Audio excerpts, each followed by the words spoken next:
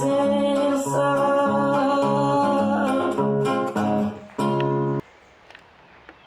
Olá, amigos, de novo, aqui da Fundação Cultural Filantrópica de Valença, para nós batermos um papo hoje a respeito de um assunto muito importante, que é o patrimônio arquitetônico, histórico de uma cidade. Mas antes, eu queria dizer para vocês que eu estou muito satisfeita com as opiniões que vocês têm dado, com os likes que vocês têm dado aos nossos vídeos, e quero que vocês continuem, né? Quem quiser dar alguma sugestão, também estamos abertos para isso. E agora eu queria apresentar os nossos convidados de hoje. Eu estou aqui com o professor Gilberto Monteiro, que é o presidente dessa fundação.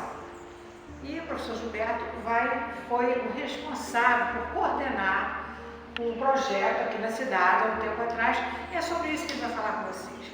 E tenho aqui também a arquiteta Branca Ribeiro Figueira, que participou desse mesmo projeto, com o professor Gilberto, com relação à parte de arquitetura de Valença.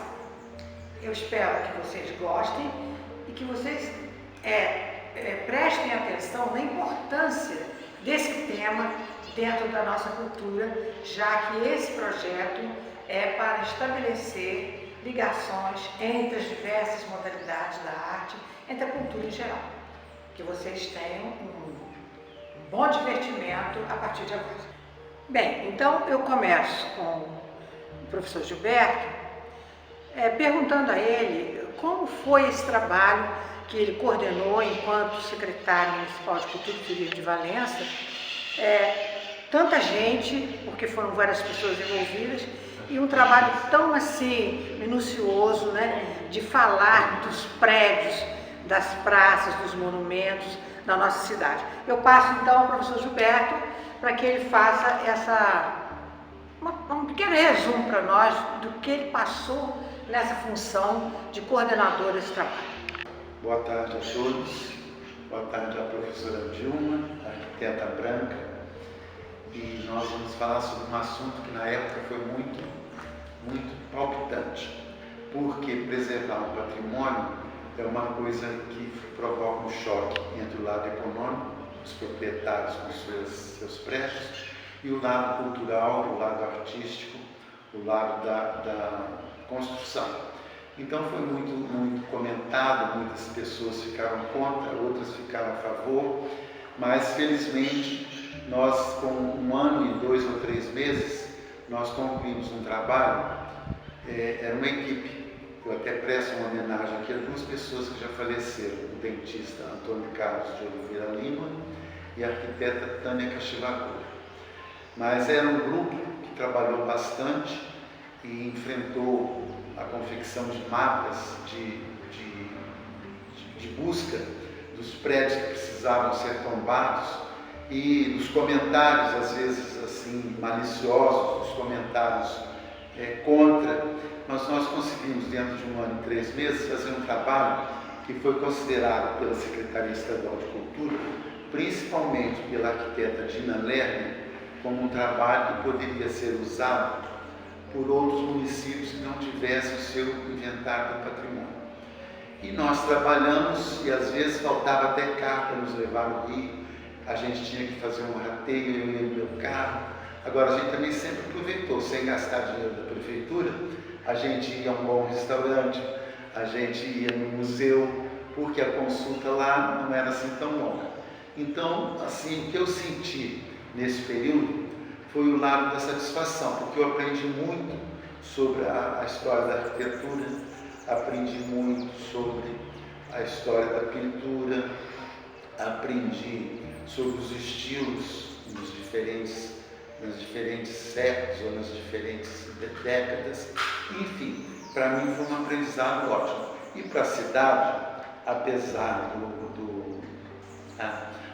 do INEPAC ser bonzinho e às vezes deixar alguma coisa que não podia deixar escapulir, então eu acho que mesmo assim tem sido um freio para Valença na sua bela história arquitetônica.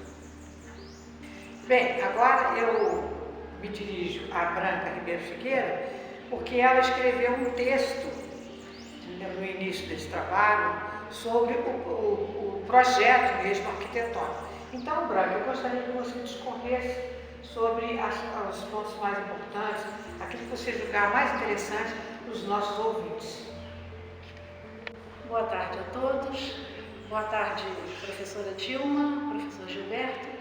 Quero agradecer o convite da Fundação Cultural Leia Pentanha para essa conversa sobre o inventário dos bens culturais imóveis de Valença. O texto é longo, o título é longo. Eu preparei um roteiro, porque é uma matéria técnica, a gente já fez esse inventário há bastante tempo. Então, para eu não me perder também, vou tentar seguir uma ordem aqui. Essa conversa está sendo gravada e não podemos nos alongar tanto também. Não é? Então, esse texto tem o título de Evolução Urbana de Valença, transparecida em sua arquitetura. Porque o primeiro texto que abre o inventário do patrimônio histórico é um texto que vai contar esse desenvolvimento urbano, mas sob a ótica da história oficial da cidade. Agora, esse texto ele vai ter um foco na arquitetura. Ele vai ser, então, a finalidade dele é mostrar a história do desenvolvimento urbano de Valença, visto agora através da arquitetura histórica, que é o objeto desse inventário, não é?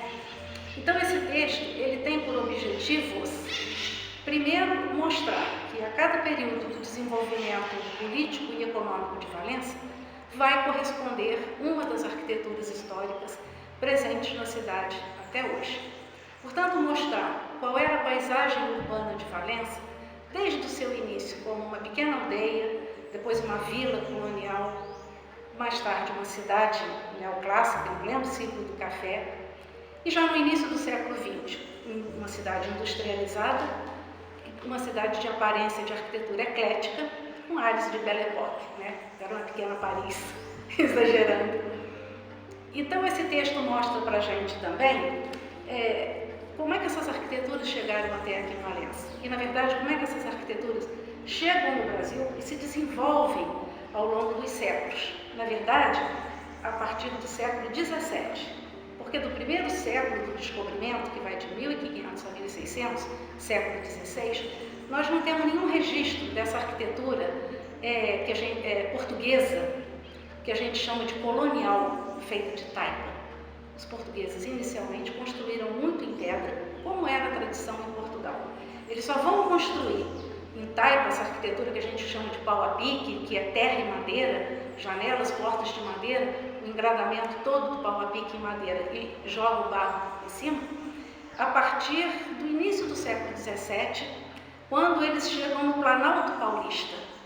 O litoral brasileiro tinha muita pedra boa para construção, mas quando eles chegam no Planalto Paulista, eles não encontram tanta pedra assim. Em contrapartida, eles encontram na bacia do rio Tietê, que antigamente chamava Anhembi, uma tabatinga espetacular para se fazer a massa da taipa. Então ali começam, hoje São Paulo tem umas 20 e poucas casas bandeiristas totalmente restauradas, e é muito interessante porque é uma casa quase da Idade Média. As paredes são de 60 centímetros de largura e ela é feita de taipa, é a que a gente chama de taipa de pilão. Não é o pau a pique ainda, é a taipa de pilão. Faz a forma de madeira, enche de terra, soca, sobe a forma, enfim. Essas casas hoje são casas museu, ou naqueles municípios pequenos em volta de São Paulo. Tem também em sítios, tanto em sítios como urbanas. Elas são, a maioria, públicas, de prefeituras, e são museus que contam essa história, e tem algum sítio também que é particular, serve até de pousada até hoje. São casas eternas, elas não caem, elas estão servindo de pousada. Então, essas casas também, um dado muito interessante dessas casas é que o início do telhado português, ele não levava prego. Os portugueses desenvolveram uma técnica de encaixe, de cortar as peças da madeira, e ela não solta. E essas casas bandeiristas têm esses telhados. Por uma que ainda estava em pé, eles conseguiram fazer a a conservação, o restauro da casa, igualzinho que era. Então, é muito interessante essa casa bandeirista.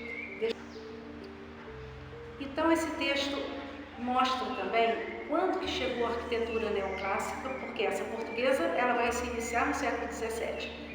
A arquitetura neoclássica, que é uma das arquiteturas também de Valença, ela já vai chegar no século XIX, né? Lembrando que D. João VI, quando ele transfere a sede da corte da coroa portuguesa para o Rio de Janeiro, logo em 1816 ele vai trazer a missão artística francesa. E é com essa missão que vem um arquiteto chamado, que ele vai então introduzir a arquitetura neoclássica no Brasil. Então ela chega no século XIX, Brasil Império. E a arquitetura eclética, ela vai chegar já no finalzinho do século XIX, início do XX, no Brasil República. Tá?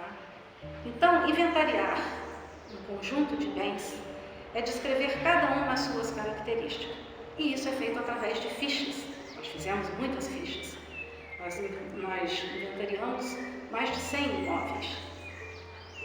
E esse nosso inventário, ele trata de imóveis, edificações, arquitetura. E quando a gente fala em arquitetura, a gente tem que falar em forma e função. Então a gente vai descrever cada bem, cada imóvel, na sua forma, ou seja, na sua tipologia, no seu estilo e na sua função, ou seja, como esse espaço de habitar era organizado para atender a uma determinada função numa determinada época. Exemplo, a casa colonial, função residência, na época colonial, ela tinha alcova. Quando nós entramos no período neoclássico, não tem mais alcova. A função residência, para a época neoclássica, não tem alcova. Não é? Então, nós vamos inventariar também esse bem com relação à sua técnica construtiva. E, por fim, também vamos falar um pouco da própria história do bem, que é quando ele foi feito, quem foi o primeiro proprietário, se ali aconteceu algum fato relevante para a história da nossa cidade, né? Mas através dessas fichas a gente não tem condição de visualizar qual era a paisagem urbana. E é esse texto que vai nos ajudar através de fotografias antigas que conseguimos quando estávamos inventariando. O professor Gilberto conseguiu, um outro arquiteto até, que tinha uma coleção de fotos antigas, e também das pesquisas em livros de história da arquitetura, história da arte, para a gente confirmar como era mesmo o urbanismo nessas épocas colonial, neoclássica e eclética. Valença é uma cidade do século XIX, ela começa oficialmente em 1803 e ela vai vivenciar essas três fases: a Valença colonial, depois no ciclo do café, na segunda metade do XIX, a Valença neoclássica, e a entrada do século XX como uma Valença eclética, de arquitetura eclética. O Branca, você podia nos dar uns 2 exemplos da arquitetura colonial aqui na cidade, da arquitetura eclética e da cultura neoclássica? Neoclássica. A colonial, eu cito aquele predinho que está em frente à Praça da Bandeira, são 2 predinhos antigos. O do lado direito de quem está olhando para o prédio, de janelinha verde, aquele prédio é um dos mais antigos de Valença. É Valença Vila mesmo, é Valença 1820, por aí. Então, ele é feito de pau a pique, tem até uma janelinha aberta na parede lá em cima que a gente vê. Dizem que ele tinha até uma mansardazinha no telhado e perdeu num dado momento. As janelas são em formato bem barroco, que a gente chama popularmente de canga de boi, porque elas fazem esse desenho. Ele tem o comércio embaixo e a residência em cima.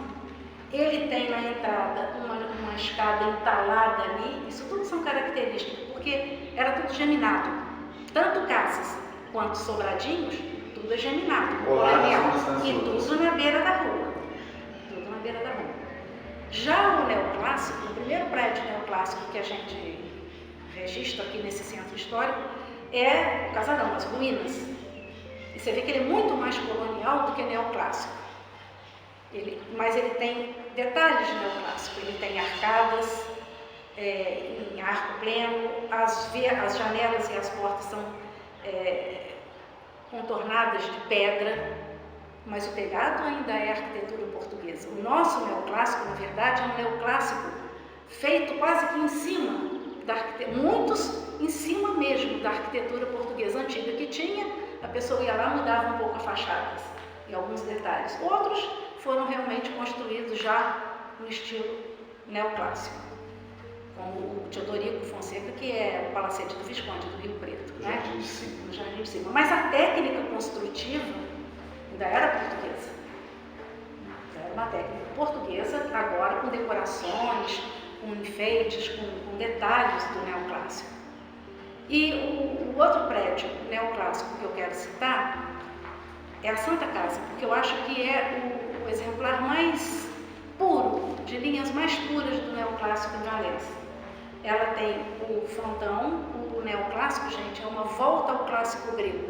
Então, todo o vocabulário do neoclássico vai ser frontão, colunas, o telhado vai ser escondido por uma platibanda, nós não temos mais beiral português, nós temos um telhado escondido, ele vai ter um porão mais alto, vai ser elevado do chão, vai ter uma escada que dá para a rua, você chega por uma escada da rua, ao passo que a escada que chega da rua, quando a construção portuguesa colonial exigia, ela é uma escada por dentro da casa. Por isso que a Casa Leia tem uma escada para dentro da casa, porque ela começa como uma casa portuguesa, com certeza, era de seu Barcelos, e depois ela vai sofrer no ecletismo, ela sofre toda uma mudança e ela passa a ter um estilo renascença italiano, né? O Luigi Merula, que foi o arquiteto quando os Pentanhas adquirem a casa, foi contratado, então ele vai dar agora uma aparência de casa italiana, mas a base dela, a construção, o funcionamento. Então você vê que você entra na escada por dentro, tem um vestíbulo, você tem duas alcovas, que hoje são os escritórios do Vitor e o museuzinho ali. Essas alcovas tinham que finalidade? Essas alcovas, os quartos eram alcova. Muitas casas, os quartos não tinham janela, eram chamados de alcova. E essa alcova que fica no início da construção, muitas vezes era para receber pessoas que vinham fazer negócio. Ficavam trancados. Né? Ficavam trancados ali e não invadiam o interior Já da família, que era da perigoso. família. Né? Então, exatamente, mas eles não invadiam o espaço íntimo da casa. Pois é, mas ficavam trancados na alcova. Para não roubar. Era a alcova, isso é a planta colonial. Né? E quando entra no neoclássico, agora as casas não são mais geminadas e perde também a função de alcova. Todos os quartos agora têm janela. E essa tendência que houve de construir a casa na beiradinha do passeio? Isso é uma coisa interessantíssima, porque isso é o urbanismo português, né? Isso foi o seguinte, naquela época colonial, e lembrando que quando Valença é uma cidade do século XIX, mas Valença começa como uma vila, como uma aldeia portuguesa. Lá pelas tantas ela é passada para a categoria de vila. Mas nessa época também que Valença então ela teve toda a implantação da arquitetura, do arruamento, sobre a ótica do urbanismo português. Naquela época existiam as cartas régias. As cartas régias eram os nossos atuais códigos de obra. E existia as leis... Deteriorados. Certamente. E existia também as leis gerais das Índias, que era para garantir uma aparência portuguesa em todas as cidades que os portugueses fizeram, no Brasil, na África, em Goa, em Macau, essa mesma aparência. Então, essas casas, o urbanismo português colonial, as casas são todas geminadas, implantadas na beira da rua, aqueles passeios que tem ali em frente aos dois pedrinhos de pedras enormes de granito. E são casas que têm o comércio embaixo, a residência em cima, quando não é uma casa simples, quando é um sobrado, tem essa característica.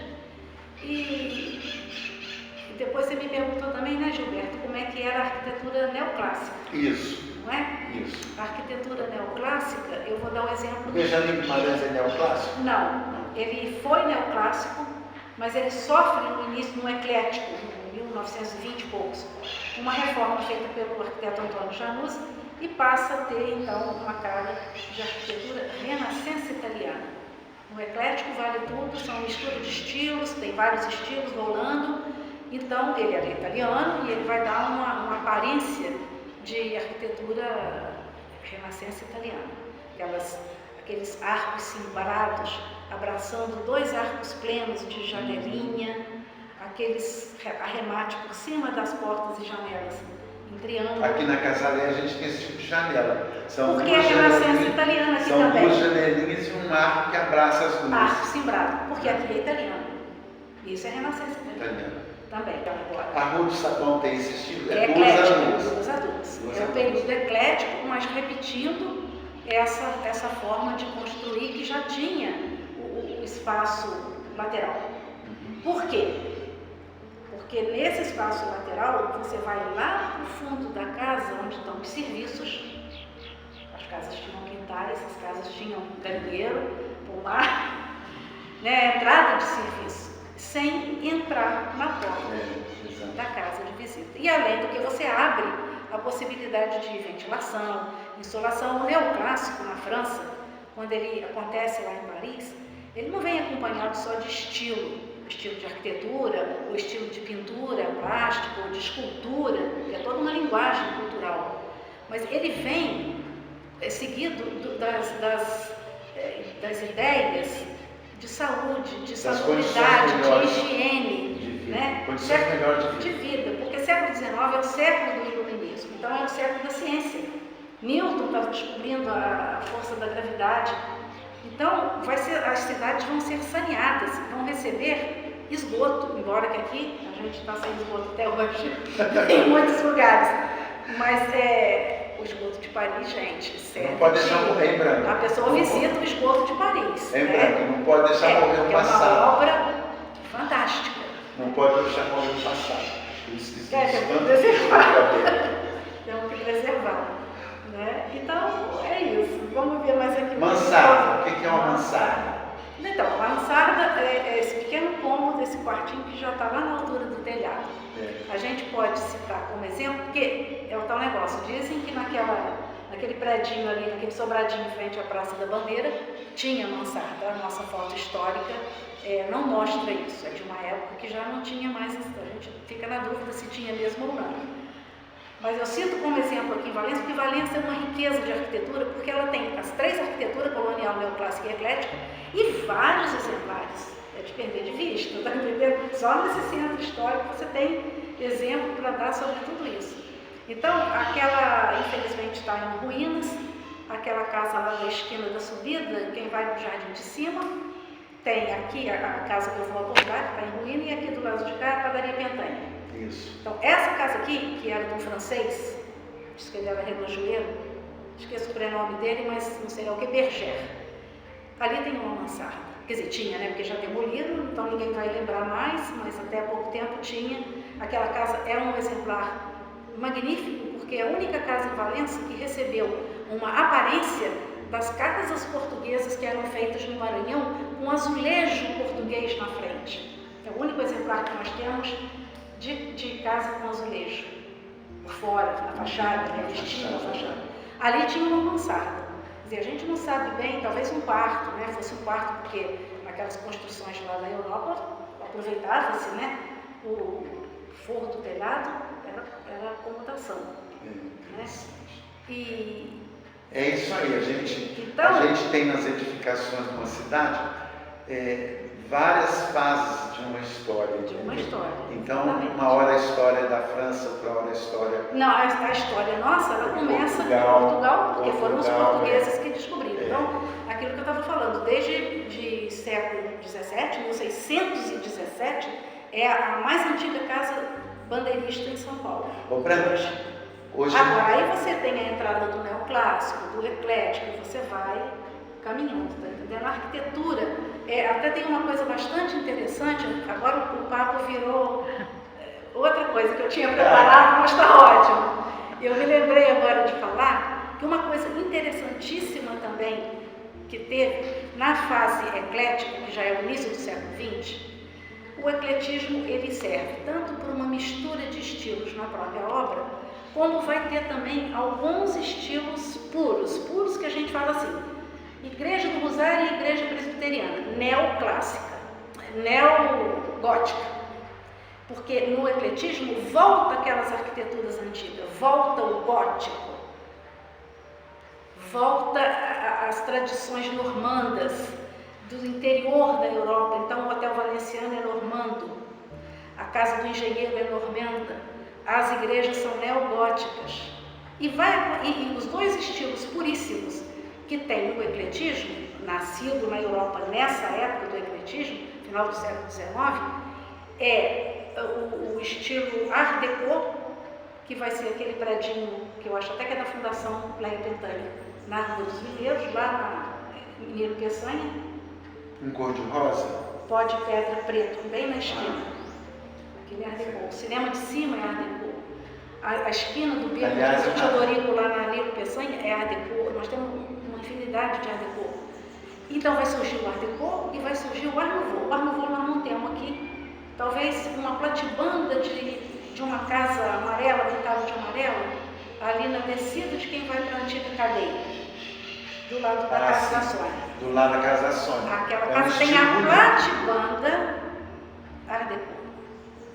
E lá no predinho, que era o prezinho, ele também vai ter, feito depois, já era um palacetozinho, né, da época eclética, e ele vai ter também a platibanda do telhado trabalhada em massa no estilo Art Deco, que na verdade era feito em ferro. Isso também rolou no ecletismo. Então, é uma fase que dá a oportunidade de você ver vários estilos numa edificação só. Ao mesmo tempo, você tem os neogóticos, e aí vai rolar uma coisa muito interessante, que no Brasil, na época do ecletismo, eles então criaram o neocolonial.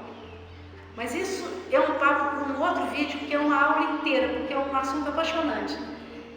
Foi um engenheiro português, Ricardo Severo, que veio para o Brasil, e aqui ele começou a trabalhar não só a necessidade da gente ter o nosso neocolonial. Ele falava, a raiz aqui é portuguesa, tem que ser colonial.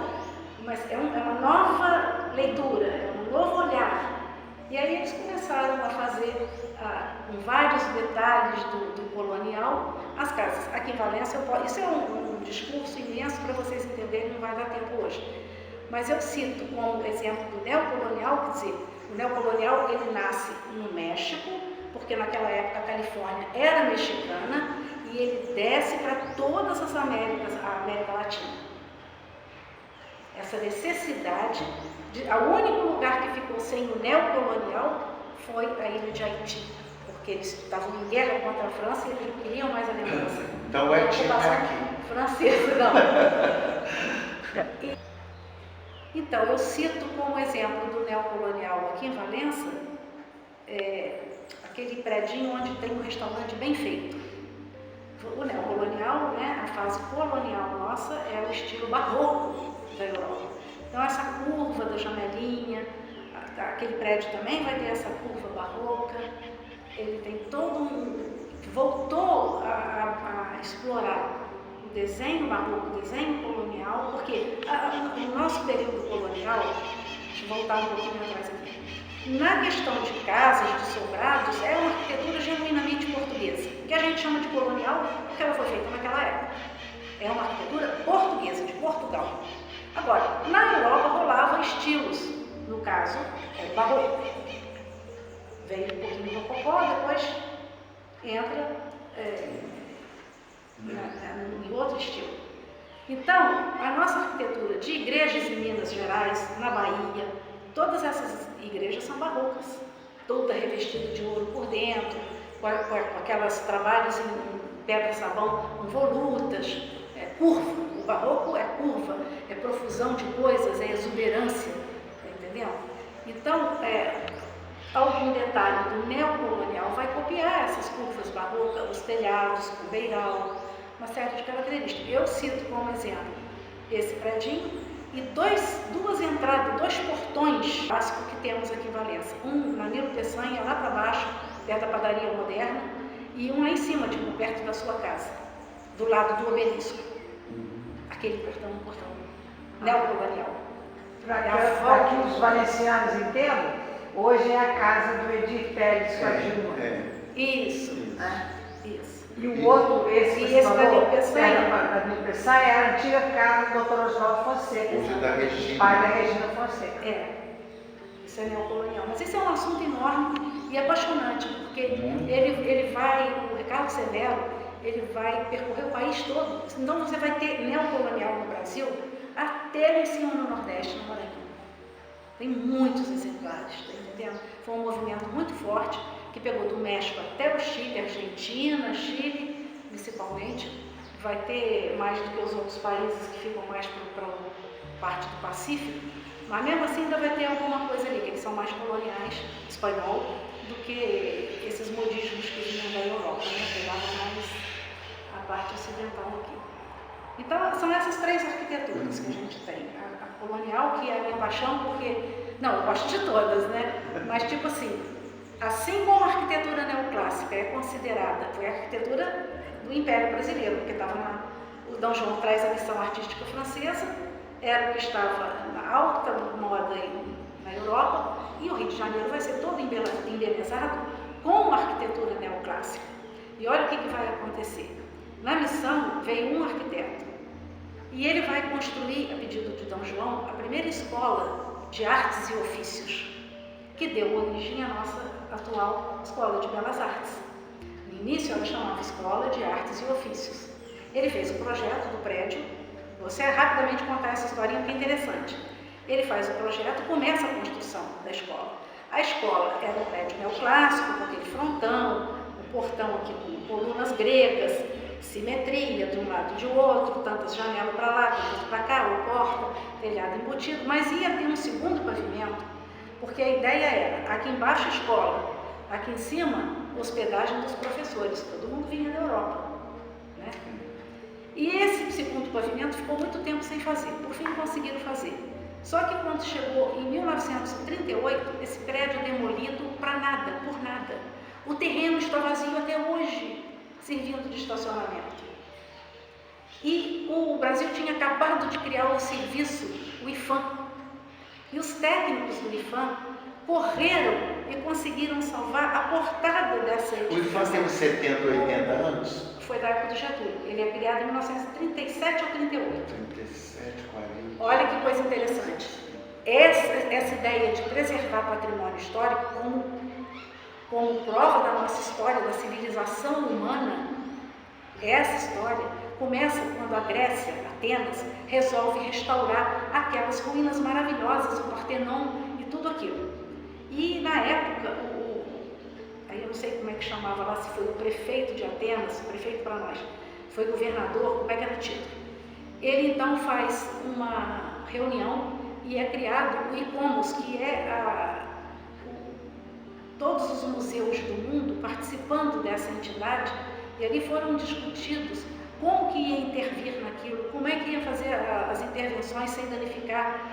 Então envolveu arquitetura, envolveu engenharia, um monte de coisa. E ali começou a sair as cartas patrimoniais. A primeira carta que a gente tem é a Carta de Atenas, que vai dizer como o patrimônio deve ser restaurado. E isso vai evoluindo, depois em cada país tem suas cartas. Quando o INEVAC toma o Centro Histórico de Valença, ele está calcado em cima de uma carta que se chama Carta de Petrópolis. Essa carta determina que vamos preservar todos os centros históricos das nossas cidades históricas. Porque nós temos no Brasil cidade que não é histórica, é moderna. Cidade moderna, em São Paulo, para todo lado. Está entendendo? Mas a maioria das cidades aqui, pelo menos na nossa região, é histórica. Então você preserva, aí não se consegue realmente fazer o que tinha que ser feito, né, Gilberto? Restaurar, manter, quer dizer, tem a lei, o Brasil é o seguinte, tem a lei, mas não tem a obrigação de fazer. Nem o costume. Nem o costume, entendeu? Mas a ideia inicial é, vamos preservar a nossa história, afinal de contas, a Europa preserva a história. Eles vivem de turismo, aqui a gente não consegue nem explorar o turismo. Numa coisa que a gente já tem, não, a gente estraga, deixa estragar. Entendeu? Além de não preservar para nós próprios, para as novas gerações conhecer a nossa história desde o início, a gente ainda deixa estragar. E quem que estraga? O poder público, infelizmente. Permite, não cobra. Não. E também não pratica, e aí num dado momento, né, agora, no ano 2000, nós conseguimos fazer o Ministério das Cidades, que mandou fazer planos diretores novos. Por quê? Qual era a ideia? A ideia é abordar até a parte histórica da cidade, é fazer um planejamento urbano. Aí surgiram legislações que, se os municípios quisessem aplicar, o proprietário do bem não perderia o valor que ele tem só pelo fato dele estar tombado. Essa briga não justifica a perda de valor comercial. Essa briga isso é uma coisa histórica de cidade que não tem planejamento, né? Das imobiliárias, lucro. No Brasil não preserva cultura nem história. Mas a ideia era preservar o centro histórico. Então, a Carta de Petrópolis, que fala da preservação dos centros históricos das cidades brasileiras.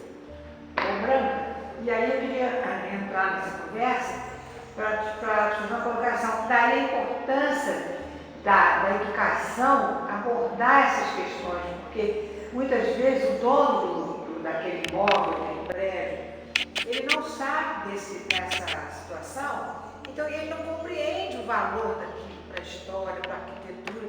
Então, se a escola tivesse um trabalho mais assim, mais intenso com relação a esse amor à arquitetura, ao planejamento de uma cidade, aí a gente teríamos pessoas mais bem informadas a ponto de não haver esse problema de quando tem que se tombar um prédio, as pessoas se revoltam porque não sabem o valor daquela obra ali. Então ela não conhece. Então eu acho que a educação, Gilberto, que é professor, pode dizer melhor que eu isso também. Acho que a educação é fundamental para passar isso para os alunos. Eu até considero, mas numa situação que a gente tem de educação no Brasil tão precária, tão deficiente, tão indecente, eu acho que fica assim meio quase que utópico. Seria o ideal que a gente pegar a criança e já ir acostumando a criança desde pequena com esse tipo de coisa, com esse tipo de tratamento para os vestígios históricos, entendeu? Mas eu não sei. Então, nessa questão da educação, que eu acho super válido ter a educação dentro das escolas, é lógico que a criança desde pequena tem que acompanhar esses valores, né, essa cultura, mas do momento que uma cidade faz um inventário, independente, esses livros são os livros, você vê que é um livro grosso, ó, é inventário, muita coisa que está inventariada. Não necessariamente isso tem que virar tombamento. Quando a gente trabalha o inventário, eu coordenei o inventário das fazendas para o INEPAR, que não tem fazenda nenhuma tombada. Então, quando a gente inventaria, a gente vai inventariar para conhecer primeiro. E aí você tem que desenvolver com a população da cidade, adultos, velhos, crianças, jovens, todo mundo, uma educação patrimonial. Você tem que explicar o que é isso, você tem que resgatar o sentimento de pertencimento desse povo nessa cidade, para que essa arquitetura seja valorizada. Isso é a parte de educação patrimonial, que a gente chama. Agora, como a gente vive num regime capitalista, onde o imóvel aqui no Brasil é o bem mais valioso que você pode ter, era preciso aplicar minimamente essas legislações que surgiram agora a partir dos anos 2000, que não deixa o patrimônio perder tanto valor em relação a um outro prédio. Eu vou dar um exemplo. Eu sei que o restaldo de um bem histórico, você teria que ter paralelamente, e aí podia ser uma iniciativa também do poder público, a formação de novo de mão de obra. Embora hoje você queira que todo mundo só fique no celular, mas eu acho muito chique uma civilização que, embora já estando na época da alta tecnologia, saber também fazer as coisas manualmente. Muito bem. E aí você teria que ter formação de mão de obra para fazer taipa, pau a pique, telhado colonial, restauro, pintura em parede. Era um nicho de mercado, inclusive, até porque isso pode ser explorado turisticamente. Então, o ideal seria desenvolver uma educação patrimonial, aplicar alguns instrumentos, algumas leis de urbanismo, alguns instrumentos de controle urbanístico para que você regulasse o mercado imobiliário nesse centro histórico. Então, tem um instrumento, por exemplo, que você tem um prédio aqui histórico, no centro histórico. Você não pode demolir nem fazer um prédio de 20 pavimentos. Você tem direito de construir em outro lugar, fora do gabarito. O plano diretor, gente, é mais rigoroso do que a lei de tombamento. Vocês sabiam disso? Pelo plano diretor, é no máximo 4 pavimentos. Eu fiz o plano diretor em 2006. A lei de tombamento agora revista, fizeram uma revisão lá, e agora pode 5 pavimentos. E aí você começa a perder. Por quê? Por que não pode ter muito pavimento? Porque você tem que garantir uma ambiência para essa edificação histórica. Não adianta você salvar, restaurar e ter um baita prédio aqui e outro aqui. Isso é melhor não restaurar, é melhor não salvar, deixa demolir. Escolhe um para ser um exemplar. Seria o caso da casa do Stabit, ali naquele centro alto da esquina da Rua dos Mineiros com a Niqueçanha? Qual o caso? Hotel Glória. Não, do lado do Hotel Glória, a casa do Stabit inicial. Ali até ficou uma coisa discreta, porque tem o edifício está na esquina e ela está lá. Eu não sou contra ela estar lá, pelo contrário, ela é um exemplar, e se ela for o único exemplar de arquitetura, de técnica, de construção colonial, vale até a pena manter. Agora, o ideal é você ter a partir da prefeitura, foi esse serviço do patrimônio histórico, Diogo, que nós tentamos instituir na prefeitura quando a Dilma ainda era secretária de Cultura, depois foi você, na época do inventário já estava você como secretária de Cultura. Quando a gente cria o serviço de patrimônio histórico, que era uma lei da época do prefeito Álvaro, mas que estava engavetada, e a gente bota o serviço para funcionar. Era para quê? Para fazer a educação. Não tínhamos nada tombado, ainda não estava rolando inventário, não estava rolando nada disso. Era para a gente começar a criar uma consciência, fazer um serviço de educação patrimonial, tentar fazer um planejamento urbano em Valença que preservasse, independente de tombamento, a nossa história, o nosso centro histórico. Então, na época, eu lembro que eu dei ideia para o prefeito Luiz Antônio que o município tombaria, assim como quando o Zé Graciosa foi prefeito, ele tombou o conservatório, é uma lei municipal, um tombamento municipal. Aqui também poderia ter rolado um tombamento municipal, onde você preserva os mais importantes, os monumentais, o Jardim de Baixo, as praças, e aí você cria aquela área de tutela, que chama área de tutela, você não está com bem tombado, mas você tem que pedir, fazer uma consulta para ver o que você pode fazer ali, para não atrapalhar a visibilidade de um prédio que está tombado. Você cria uma área de tutela, e aí a cada prédio que fosse sendo restaurado ou demolido para fazer prédio, você ia aplicando esses instrumentos urbanísticos para salvar até a aparência portuguesa desse centro histórico. O que adianta preservar se você não está preservando total, se você não está preservando a aparência portuguesa desse centro, esse período da nossa história, que é o século XIX, não é? Aí fica uma coisa meio capenga, essa preservação, que aí não acontece, porque também não aplica a lei e perde valor, as pessoas ficam tristes, chateadas. Vem a questão do compadrio. Vem, todo, tá entendendo? Então, a gente vai chegar aqui na conversa e a gente está precisando de uma grande reforma administrativa no nosso país, né? Na nossa cidade e no nosso país, porque o nosso país, vamos combinar, né? Está desmontado. E é muito triste isso. Porque a gente costuma dizer nos cursos de arquitetura, nos cursos de história da arte, de história da arquitetura, que o Brasil chega a ter mais patrimônio português histórico do que próprio Portugal. Porque Portugal passou por uma tsunami, teve um terremoto lá em 1755, que acabou com Lisboa. Então Lisboa só preservou um pedaço. Lisboa, e aquilo tá lá, tá histórico, tudo de pau a pique. E Lisboa teve que ser reconstruída. com dinheiro do ouro do Brasil, lógico.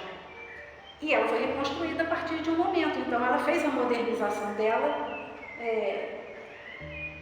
já estava rolando o neoclassicismo, já estava num período, né? Bom, professor Gilberto, agora nós estamos já caminhando para o final desse primeiro encontro, né? Porque o assunto é muito interessante, sugestão sua, a gente vai fazer em outro momento. Mas eu queria te perguntar agora, como que você ficou satisfeito com esse trabalho? Foi deu tanta polêmica, tanta discussão, e que você se envolveu um grupo grande, e envolveu também pessoas da cidade. Você ficou realmente satisfeito com isso? Olha, eu fiquei satisfeito. Eu fiquei satisfeito, se você levasse para o lado individual, eu aprendi demais com a Branca, com o Antônio Carlos de Oliveira Lima, com o Adriano, que eu lamento que não tenha comparecido, que ele está convidado, mas eu aprendi muito, porque eu sempre fui muito curioso sobre esses aspectos.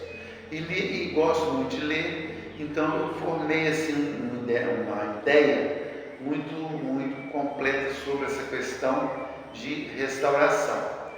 Continuo pensando que há um desentendimento muito grande entre restaurar e a palavra economia, porque as pessoas sempre julgam que se o bem dela vai ser restaurado, ela vai perder economicamente. Eu não vejo dessa maneira. Aí a Casa Léa Pentanha, que foi restaurada, entendeu? E eu considero aqui uma restauração muito interessante, porque preservou, além da casa, preservou um espaço culturalmente, porque aqui a gente tem mangueira, tem paineira de 100 anos, a gente tem coitéia, a gente tem, enfim, uma diversidade. Eu já tenho uma lista de plantas aqui, as plantas maiores, dá em torno de 80 tipos diferentes de planta. Bom, então, até eu já pedi, tenho procurado, essa é uma das dificuldades. Eu tenho procurado uma pessoa, que a Escola de Belas Artes fizesse aqui um trabalho sobre o Pérez Rubio, um pintor espanhol que morou aqui. E a Escola de Biologia, a Faculdade de Biologia, que fizesse um estudo sobre as plantas. Né? Claro que você não vai classificar capim por capim, florzinha por florzinha, mas você tem aqui cerca de 80 árvores principais, entendeu? Que eu até já listei, mas isso aí precisa do nome científico, precisa de da origem, que a jaque, por exemplo, não é brasileira, entendeu? E aqui tem algumas jaqueiras. Então, eu me senti satisfeito com o trabalho. Primeiro, porque ele travou um pouco, que se não fosse esse trabalho, a gente não tinha nenhum vestígio de todas essas épocas, de todos esses trabalhos arquitetônicos que existem na cidade. Já tinha acabado tudo. Então eu fiquei satisfeito. Para mim houve um grande conhecimento. E para a cidade houve um freio. Que bom. Branco, e agora para você encerrar sua participação, eu queria te perguntar para que e por que inventariar? Eu diria que inventariar é para a gente poder reconhecer aquilo que tem valor. Então a gente inventaria para conhecer melhor, para conhecer com mais detalhes e poder comprovar o valor de algum bem, de alguma obra de arte, de alguma obra de arte de arquitetura, por exemplo, que é o nosso caso, não é? Então, porque se a história nos chega através de documentos escritos, a arquitetura também é um documento construído. Mas o que esse tipo de documento nos revela? Então vamos ver. A arquitetura, eu ainda não expliquei sobre isso, fica para um outro vídeo, mas arrematando, a arquitetura é memória viva da história presente na cidade até hoje. Por quê? Porque a arquitetura é o testemunho, ela dá o testemunho da história. Ela presenciou, ela esteve presente o tempo todo. Então ela é testemunha da história, como ela é testemunha das nossas vidas. A nossa casa, né? A gente mora dentro de uma arquitetura. Então, quando você está inventariando a arquitetura, você na verdade está inventariando as peças de um museu, porque a cidade é um museu das nossas vidas, onde as peças são as arquiteturas, não é? Então, se a história nos chega através de documentos escritos, a arquitetura também é um documento, e ela vai revelar. A arquitetura revela. Ela é memória, ela é testemunha, ela revela história. Ela é arte porque ela é fruto do pensamento criativo do ser humano, revelado nos seus estilos, então ela revela a arte. Ela é fruto da inteligência humana, revelada nas técnicas construtivas, então ela revela que o ser humano tem a capacidade de imaginar racionalmente, de bolar uma técnica para ele construir o próprio abrigo, porque tudo começa com a casa, gente. A arquitetura é casa, primeiro, é onde abriga o ser humano. E o ser humano tem a capacidade de criar uma técnica baseada na ciência, com os materiais disponíveis na natureza para fazer a casa dele. Na Grécia Antiga era a pedra. No norte de Portugal é a pedra. Os portugueses constroem em pedra. Aqui no Brasil o material disponível era a taipa, era o barro, o bambu, os índios, a palha, a oca. Aliás, a arquitetura indígena é um outro tema, né? Mas vamos lá. Então, ela revela a capacidade do ser humano de usar o material que a natureza disponibilizou para fazer o seu abrigo.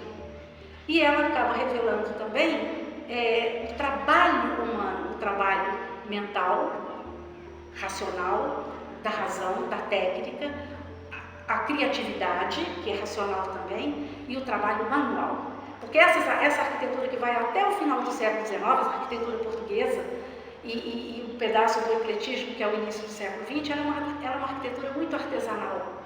Ela é uma arquitetura que você faz com a mão, ela prescinde de altas máquinas. Você faz com a mão, até 2 pavimentos dá para fazer com a mão, não é? Então, até vou estender um pouquinho o filme, me perdoe, mas eu tenho que citar esse exemplo. Olha que coisa interessante, a nossa arquitetura nasce na Grécia, né? No templo grego, de telhado, de 2 ou 4 águas, de colunas. Essa é a base, porque todo o nosso telhado em madeira é a réplica perfeita do telhado de pedra do Partenon. Todas as peças estão lá, e todas as peças estão aqui em madeira. Então, a nossa arquitetura é lá do início da antiguidade, da Grécia clássica, tá entendendo? Então, essa arquitetura portuguesa, essa arquitetura que foi perfeitamente adaptada ao nosso clima, ela é climática, eu sou apaixonada pela arquitetura colonial mesmo, e gosto das outras, a neoclássica para prédios mais importantes, a eclética é uma bordadura, cada uma tem o seu encanto que a gente pode abordar, mas a arquitetura nossa é uma arquitetura feita da terra da gente, e ela vai exigir o trabalho manual. Então, na Grécia Antiga, para os gregos antigos, a deusa Atena, protetora da cidade de Atenas, ela é uma deusa guerreira, ela vai à frente do combate e ela representa a razão. Mas ela era também a protetora de todo o trabalho que exige o pensamento, o raciocínio e o uso das mãos. Desde Fídias, que era o escultor, o arquiteto do Partenon, que eu acho que é o exemplo mais icônico que a gente pode citar da Grécia Antiga, é o próprio Partenon. Fídias não esculpiu todos aquele alto relevo do frontão, das frisas, né? Ele trabalhava com muita gente ali esculpindo. Hoje no YouTube tem até uma animação para mostrar como é que aquele Partenon foi feito. É interessantíssimo, eu recomendo muito de ver, porque é muito interessante. Então a deusa Atena, ela vai ser a protetora de todos os artesãos. São aqueles que usam a cabeça e as mãos para produzir alguma coisa. Cerâmica pintada, que foi o auge, né, da antiguidade, as cerâmicas gregas pintadas, vitrificadas. Então, portanto, se nós podemos comprovar essa arquitetura como sendo arte, como sendo memória da história, como sendo fruto do trabalho humano, então agora nós podemos reconhecer essa arquitetura como tendo valor. Então, inventariar para comprovar o valor de alguma coisa. Está entendendo? Então, por exemplo, eu termino então dizendo, porque o papo já está muito longo aqui, eu vou dizer o seguinte, porque isso aqui é um inventário de arquitetura, né? A gente conversou muito solto aqui, mas o foco é o inventário, né? Eu termino dizendo que inventariar é ter a oportunidade de olhar o passado de frente para criar um futuro melhor e assim conseguir um novo patamar civilizatório. Ótimo. É isso. Muito bom, Branca. Eu vou deixar para vocês todos, então, 2 poesias. A primeira vai despertar em nós o sentimento de pertencimento, que cada um tem pela sua cidade e que nós aqui temos pela nossa Valença. Eu vou ler uma poesia, Singelas Raízes, da minha tia Virgínia Gomes Ribeiro. Valença, Valença, rima com presença, crença, bem-querença. Combina bem com a graça de um belo coreto na praça. Valença é pequena, é serena, tem alma, tem calma. Tem a Rua dos Mineiros do tempo dos tropeiros. Rua principal, subida da catedral. Jardim de baixo e de cima e jardim da estação. Valença combina, rima com coisas do coração. Tem história, tem memória, tem praça e festa da glória. Tem chafariz antigo das antigas lavadeiras, tem ladeiras. E tem uma deslumbrante serra cheia de quaresmeiras. Vem, amigo, vem comigo, vou te mostrar Valença, terra de bem-querença, gente boa, boa terra. Valença tem janelas e segredos ancestrais, tem vielas, tem quintais, tem varais. Valença eu só sei contar nessas coisas mais singelas, nessas coisas mais banais. Meu habituado olhar não percebe outro roteiro. Vem, amigo, vem comigo, vem com teu olho estrangeiro achar outras coisas mais. Vem marcar tua presença, vem me ensinar Valença. A segunda poesia que eu deixo com vocês vai nos trazer uma lembrança da nossa casa. É sobre a casa, mas não a casa arquitetura, a casa edifício. A casa como abrigo, a casa onde a gente se constitui como seres independentes, individuais, onde a gente se constitui como seres afetivos. Casa dos nossos pais, da nossa infância, que a gente vai levar para o resto das nossas vidas, nas nossas memórias. Leio para vocês agora uma poesia sem título, da minha mãe, Blandina Ribeiro Figueira. Isso Grande poetisa. É ela visitando a casa dos pais. Vou rever minha casa, vou lembrar meus parentes, vou colher minhas flores e deixar as sementes. Vou lembrar minha infância, vou voltar criança, vou viver das verdades e morrer de saudade. Maravilha!